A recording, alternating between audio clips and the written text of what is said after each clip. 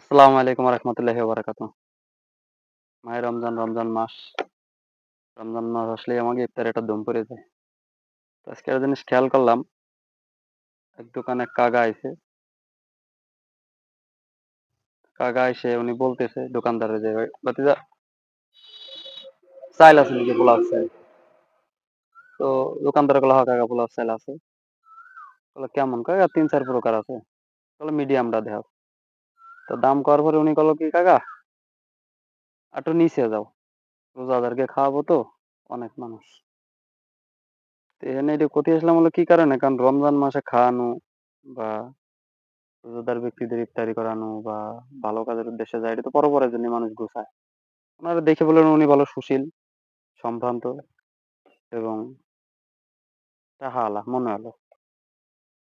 মানে পরিবেশে মনে হলো। এই কারণে বলতে আসলাম যে উনি যদি দিনে বা পরকালের ওসিলায় খাইতো তাহলে হয়তো উনি এইভাবেও বলতে পারতো বিষয়টা যে, "কাকা অনেক মানুষ একটু মোটামুটির ভিতর দেও যাতে পোষায় যায়। টাকা-পয়সা যাতে কম আছে।" কিন্তু উনি এডি না কয়ে উনি কল দোকানদারে যে, "কাকা আরেকটু নিচে যাও।" মানে দামের দিক দিয়ে বোঝালো যে, "আরেকটু নিচে যাও, রোজাদারকে খাওয়াবো তো।" মানে এখানে উনার টাকা-পয়সা মূল বিষয় না। এখানে উনার বিষয়টা হচ্ছে রোজাদার। রোজাদাররাই তো খাবে। বিয়ে-শাদী বা আত্মীয়স্বজন বড়, বড় হাম্বড় মেয়েরা তো এসে খাবে না। এইজন্য উনি হয়তো এইভাবেই কইছে। শুনে আমি একটু দোকানদারের দিকে তাকায় রইলাম। দোকানদারও আমার দিকে একটু হালকা একটু তাকায় থাকলো। তো ওরকম আর কিছু না। ২ জনেই বুঝতে পারছি বিষয়টা। তো এরকম কিছু করলাম না। পরে দোকানদার দামটা একটু আরেকটু কমায় কলো। পরে ওই চাইল নিলো। তো মানে বিষয়টা হচ্ছে এখন বর্তমান যুগে মানুষ অধিকাংশ ক্ষেত্রে দেখা যায় যে কিছু, কিছু লোক দুনিয়াটার চিন্তাটা আমরা বেশি করি। পরপরের চিন্তাটা কম করি। আরেকটু নিচের দিক যাও। রোজাদারকে খাওয়াবো তো। বিষয়টা এমনই, হ্যাঁ? পরপরের চিন্তাটা আমাদের ভিতর নাই। আমি আপনি কারো ভিতরেই নাই।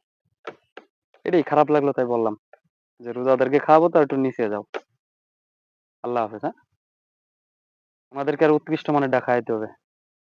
ভালো জিনিস খাওয়াতে হবে। আল্লাহর সান্নিধ্য লাভের আশায় সবসময় উৎকৃষ্ট বা ভালো নেক মনে দান সাকাত রোজাদারকে খাওয়ানো নেক মনে করতে হবে আমি মনে করি। যতটুকু শুনছি হুজুরদের কাছ থেকে।